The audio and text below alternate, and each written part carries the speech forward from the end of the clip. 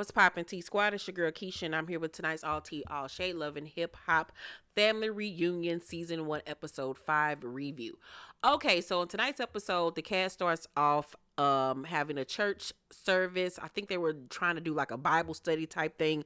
This was Scrappy's event, his father's a preacher, so he took it upon himself to think that he too is a preacher.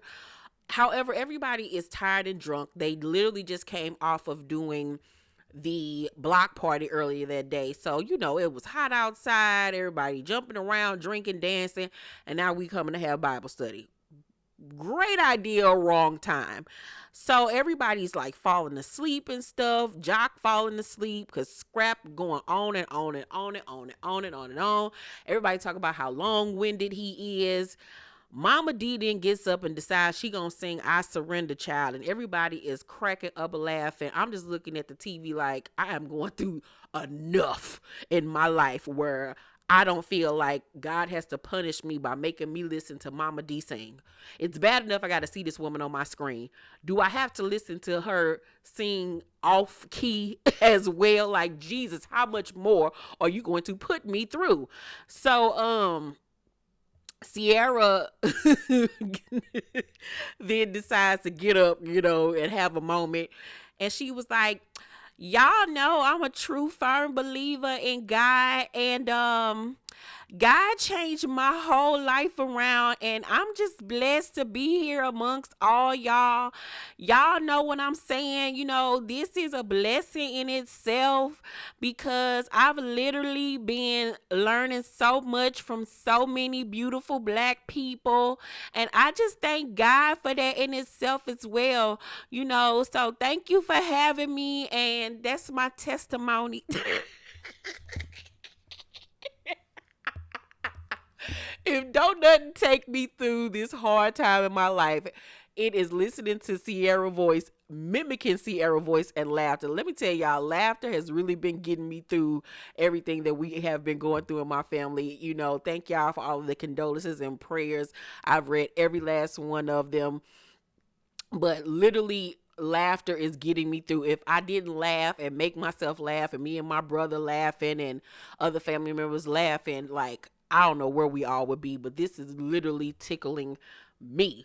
So Mandy gets up to speak and says that sometimes he don't feel like he fit in most places, and he feels like God put him in jail for a reason, and that he's been shot twice and stabbed 13 times, and we never knew any of this. None of this was ever revealed to us all these years, so I was shocked by that. He says that people plotted on kidnapping his son, and that he was groomed to sell drugs before he was even taught how to read or write. I'm like, God damn. That part of his story sounds a lot like Harry's dad too, by the way. He also says when he was young, he used to get how he used to have to figure out how he was going to eat, and his mama Judy is like, why is that? Like, she looking like, where the fuck that come from? Like, she don't understand like what he's saying, like he's lying. She's shocked.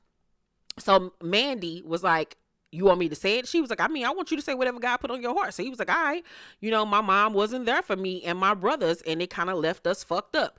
Judy gets mad and gets up and stands next to him, was like, well, I'm going to talk to then. And I'm looking like, this ain't no battle. Like, this ain't versus, bitch. The fuck? Like, let this man speak. Let him have his moment. And you listen, like, the fuck. But of course she feels offended and feels like he's trying to out her and judge her and make a fool of her. So she got to defend herself. She's on the defense. So she then says to him, no, I'm sorry. So then Mandy was like, we was left in the house for days with no food, and we didn't know where our parents was. And I'm looking like, damn. So then she say, where was grandma? Across the street. And I'm like, bitch, it don't matter. Where the fuck were you? You were his motherfucking mama. Where was his daddy? Like, what the fuck grandma got to do with it? They ain't grandma's responsibility. Like, she sounded fucking stupid as shit. Like, stupid as fuck. Like, what the what? They were fucking kids, bitch. You left them in the house by their fucking self. The fuck? So Mandisi was like, we ain't know what across the street was. We was in the projects. We ain't had no sense of direction. We had to go next door to the neighbors to ask for something to eat. So Judy in her confession was like, he could have fed other children with the food we had to eat, just making excuses for everything. So Judy was like, I've come a long way. I had my time out here in the street. My kids are my life. And Sierra in her confession was like, Judy, I get it. You know, you're his mom. There was a point where I had to let my daughter actually go stay with my godmom for a whole year until I was got on my feet when I was homeless. So it's like, as a mom, those things really haunt you. So I'm like, Sarah, shut up. So Mandisa was like, you're strong. I'm proud of you. That was then, this is now. But she's still feeling some type of way. Like, he wasn't trying to dog her. He was just telling his life story and how his past led him to who he is now and the mistakes that he's made, and how going to prison actually gave him the time to sit down and think about his life, the mistakes that he's made, the things that he's been through, and how he wants to change his life and do better, not only for himself and his family, but his children. But she didn't allow him the opportunity to say that. And I hate when mothers do that type of stuff, where you fucked up in the past, and instead of admitting that you were wrong and apologizing and fixing the situation, you want to be on defense and act like it's everybody else's issue, and then deflect and get an attitude. Like, I hate that stuff. We all fuck up as parents. You know, I fucked up as a parent. I've been transparent with y'all about in the past. You know, I fucked up as a parent with Kyrese, but I had to, you know, repent. Basically, I had to apologize and repent and show and prove, that I had changed and that I learned from the error of my ways. You know, it wasn't never on no shit like what she did to Mandisi's, but it still was something that I knew was going to affect my child, and that I had to correct it. You know what I'm saying? And instead of her having an attitude and making it seem like he's the one in the wrong, fucking admit what you did and move on from it. You know what I'm saying? But don't try to act like he's the issue. Bitch, you were. What the fuck? So, Yandy was like, Yandy gets up because, she feeling some type of way. She was like, look at the son you raised. He's proud of you. So they going back and forth, and Rachel's like, all right, everybody, let's just call it a day because, this is getting, a little bit out of control. So, Yandy and Mandisi's walk out, and she was like, you didn't say anything wrong. And he was like, I don't see why she's ashamed. And Yandy was like, you need to pull her to the side and have a conversation about how it made you feel. And Mandisi was like, she don't want to talk to me. She's scared to face it, and I'm okay with that. And I'm like, no, you're not. Stop trying to push down your hurt and your feelings to make her feel better. That's not your job, to coddle her and parent her. She's your mother. I hate when the child is put in a position where we got to make sure you're all right. You had me, not vice versa. So Yandy was like, one day you're going to end up imploding, and you need to deal with that. And he honestly does need to deal with it, because he has trauma written all over him. Like, this episode really made me see Mandisi's in a whole new light. Like, Mandisi, especially when it comes to his mother, is like a scared little boy. He's still that little boy left in that house. But we'll talk more about that in a second. So Mama D says, to Judy, when Scrappy and Jasmine checked me, it hurts me, but if I did it, I did it. Like, I gotta own it. And, she still don't want to listen. Like, she still want to be the victim. So Scrappy finally asks Erica to talk, and he tells her, he don't want no smoke with her. He just want to make sure Imani gets to be where she needs to be in life. And Erica was like, I just need you to communicate. And I told Bambi that. So Scrappy was like, you talking to my wife made me look at you differently. I'm proud of both of y'all. Like, he was smiling. Like, you could tell that left a burden off of his shoulder, both of them being into it. And that was part of the reason why he held off communication with Erica, because they didn't get along. So Bambi then comes over and joins the conversation. He reiterates to her what he just said to Erica. And it's good to see that they finally come to some type of conclusion and that they're moving forward, because all of that energy is just being wasted. Like, that's just wasted energy. Like, it's just so silly. So Judy goes to Mandisi's room to talk. And like I said, I really started to see Mandisi's in a whole different light. And it's not a negative light, but you really see that he's still that scared little boy that was left in the house. Like, he was looking like he was a little boy about to get a whooping. Like, he's so afraid of hurting her feeling. You can tell that she guilt tripped him into not confronting her with the things that she's done to him, and makes him feel like he's in the wrong for acknowledging his feelings. And that is so fucked up. She's emotionally abusive to him. She wants to act like, okay, I did it. Don't want to talk about it. Like, that's not how life works, darling. That's not how it goes. So, he tries to explain that, what happened was in the past. He wasn't trying to, front on her, but she just don't get it. She don't want to get it. She's just trying to think about herself and her feelings. And Judy says, you don't get to tell my story before me. The fuck is you talking about? He don't get to tell your story before you. Your story is his story. Your story affected him and his life. You not being the mother that you were supposed to be, and him not having a father in his life, put this boy in a position of being 6 years old, dealing drugs, my Miss Ma'am. Like, what about that don't you get? Your absence formed him into being the person that was locked up over the last 4 years. You need to take responsibility for part of that, ma'am. The fuck is wrong with you?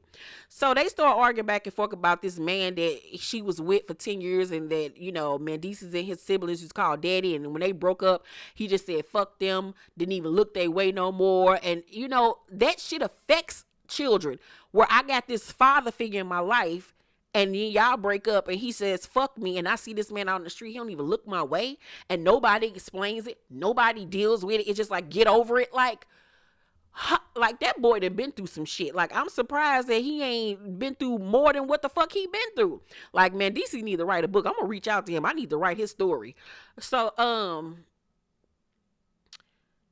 man, DC says that he don't even want to film with her, because he'll have the conversation with somebody that's willing to actually listen and communicate. And he just like, he's over it. So Yandy talks to Erica, and she tells her that, Mandy never talks about his feelings. So this was very big for him to even open up.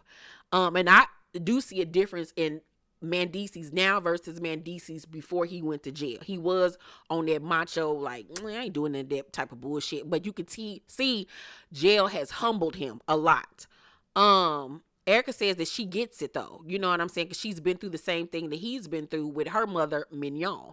Mignon was on drugs. So Yandy was like, when he heals with her, I feel our relationship would get better. He's untrusting, not like in cheating, but everything is questionable with him. He questions everything and everyone around him. He won't let our daughter spend the night anywhere. Like, he's just overprotective. And Erica was like, but I'm that parent. I never wanted to leave room for anything to happen to my baby. And she just starts to get very emotional and starts to cry. And with them having the childhood that they had, I understand why both of them react the way that they react, because they didn't have anybody there to protect them from life, from harm, from anything. So they want to make sure that they shield their children from any and all harm that they can, protect them from. And that's huge for them. They need to be in extensive counseling. Mandisi need to be in counseling by himself. Him and Yandy need to be in counseling as a couple, and then they need to be in family counseling. Like, yeah, they need work more than just this little show that they got coming up on VH1. So Yandy was like, his biggest fear is that I'm gonna turn, the kid's gonna turn, and he gonna be left alone. And it goes back to that little boy that was left alone in the house for days with nobody there to love him, protect him, feed him, clothe him, to do the things. And so he doesn't want to go back to that little boy and be alone again. Like, oh God, it's really sad. So she was like, I'm just like, how much more proving do I gotta do? The whole time his mom gives me a hard time. She picks at me and I don't bother this lady. And Yandy gets very emotional. And, it would take a toll on her too, being his wife, where, I've stood by your side. I was there for you when you went to jail. I was here, I didn't cheat on you. I stuck by your side when most women would have dipped on your ass. Like, how much more do I have to do to show you that I'm here? And that it would be a very big burden on her back. Like, cause like, nigga, what the fuck more? So Erica was like, y'all need to talk. And Yandy was like, no, I don't need to talk to Judy. Nope. And Erica was like, do you see me and Mama D now? And Yandy was like, okay. She was like, but I deal with her because of her son, and that's it. And Erica was like, you're going to have to change your attitude first. It's all about healing. And I get that. I hear what Erica is saying, but it's hard to be the one that's always the bigger person, especially when you dealing with somebody that's 10 times older than you and should know fucking better. Like, I'm not going to sit up there and let you disrespect me. I'm just not. I would rather not have deal with you, period, than to sit up there and let you continuously try to pick at me and get on my nerves and start shit with me because you feel guilty because I'm being a better wife than you were a mother. And that's the issue. Yandy is a better wife to him than she was a mother. And Judy don't like seeing it. Judy does not like seeing Yandy do the things that she was supposed to do as a mom. And that's why she don't like Yandy. Because Yandy has provided him a home, a family, love, protection, and all those things that she wasn't able to provide. I just had a whole Oprah aha moment. They need to hire me, child. So, where was I at?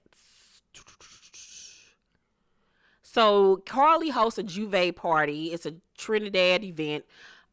Trick is exercising with April, but gets tired immediately because, you know, he is so out of shape and all of this stuff and the drinking and the drugs. And so she says she wanted to see how manly he is after all of the sexist, chauvinistic things that he said about women throughout this trip. So Trick was like, you know, you're not training material when he wasn't able to do 2 seconds of exercise. He then says that you're not training material. I'm really here because you look good. If you don't go make some pork chops or something and shut the hell up. So April was like, you don't see value in women. And Trick was like, y'all don't see value in yourself. I just want body, brains, and face and no attitude. Nigga, have you looked at yourself? Have you looked at yourself in the mirror lately? You look like some burnt ground beef. Boy, if you don't get somewhere and sit down nowhere, you better be lucky if you get a bitch that look like shit I don't even know. That look like Sukiana. But nah, Sukiana ain't that ugly. Shit, you just better be happy you get any type of bitch. I'm sorry. Like, who do you think you are, sir? You know I call him baseball mitt. Because his skin is like leather. Like, boy, get somewhere and sit down. Don't nobody want you. You better be happy anybody even look your way. Because 9 times out of 10, if a bad bitch fucking with Trick Daddy, it's because of his clout and whatever little bit of money he got left. So, boy, have several. Please have several. So, Mandisi talks to Scrappy about, you know, his childhood and about when he was 6 years old. Guys was using him as a drug mule. And he didn't even know what he was carrying around. And he says when he was 16, he was out on the block and his aunt was like, come here. And so he went over there and she was standing with this dude and she was like, you know who this is? And he was like, no, like, who's this nigga? And he was like, you know, I'm your father. And he said he looked at the motherfucker and was like, all right, and walked away. Never seen him again. And he was like, you know, the nigga didn't ask like how I was doing. Hide nothing. You know, like moments like that will fuck that man up. Like that's why he's so fucked up in the head. And then Scrappy goes on to tell him how, you know, he's gone through similar things. How, you know, Mama D was a pimp and they used to have to sleep in Mama D's bed because their bedrooms were being used for whores to do their jobs. You know, these men have seen some fucked up things in life. And then their wives wonder why they're so untrusting and so dismissive of women and their feelings because of how the women in their life have portrayed themselves to be. You know, my mama was a whore. Not my mama, but I'm talking about Scrappy. Scrappy's coming from a place where his mama's a whore. Like, or was a breeder of whores. So it's hard for him to trust because he's seen women fuck for money. You know what I'm saying? And degrade themselves in that way, you know. And then Mandisi's coming from a mama that neglected him. You know what I'm saying? And they wonder why their men have trust issues or whatever. And when I say degrade too, let me clarify that because somebody might have an issue with that, you know. Get your money however you got to get, especially if you're a mama that's trying to do what you got to do to feed your kids or whatever. But it's just sad. So Sierra, her confessional was like, for me to actually get to experience Juve with everybody, take my front off now. So she is ready. So everybody's having fun. There's splattering each other, running around, just acting like kids. It looked like so much fun. And so Mandisi's Yandy is off to the side, and he was like, "Have you you know how Judy is?" And she was like, "Nope, I don't know. Every time I see her, I go across the other room, across the other way. Like I'm just not even trying to deal with her." So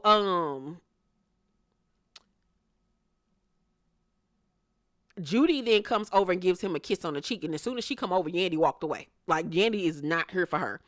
So Carly makes her speech, and then Judy gets up and says that she's from Guyana, South America, and that they would walk around with no shoes on and didn't have a television, but it was the best experience of her life. And then we see Mandisi say to Yandy, "My God, let me get that cup without her swinging on me." He laughing or whatever, because he basically saying she drunk and she just talking. So Judy was like, no, Mama D was like, y'all wouldn't want nobody to do that to you or whatever, like be talking and laughing and talking while somebody's speaking. And Judy was like, she teaching him how to disrespect his mother. And Yandy was like, "Me?" And she was like, "Yeah, you are." And I'm looking like, bitch, like, how you blaming Yandy on your son laughing and talking while you're speaking? That ain't got shit to do with her. Like, the fuck? Like I said, that woman got deep down issues because she's jealous of Yandy. She's jealous of Yandy. Point blank and the period. Yandy just walked away. She was better than me because I would have cussed her ass the fuck out, because I don't know who the fuck you think you talking to. Judy. Bitch, you got me fucked up. Anywho, so that's my review on Love and Hip Hop Family Reunion.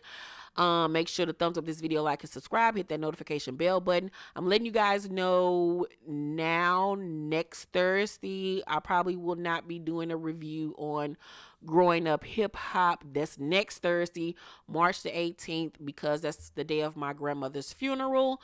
So I probably won't film that day, but the filming schedule is back in effect. If I do, for whatever reason, don't post a video, you know why.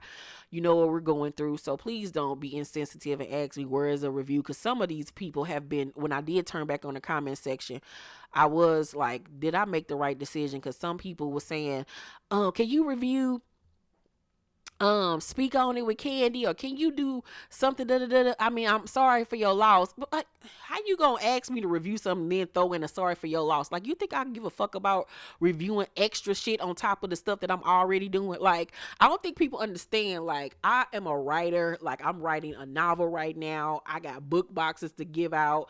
I got YouTube videos that I already am scheduled to do. I'm pumping out 6 videos already a week, plus dealing with all of these deaths that I have going on with my family, and I deal with anxiety, and I'm type 2 diabetic.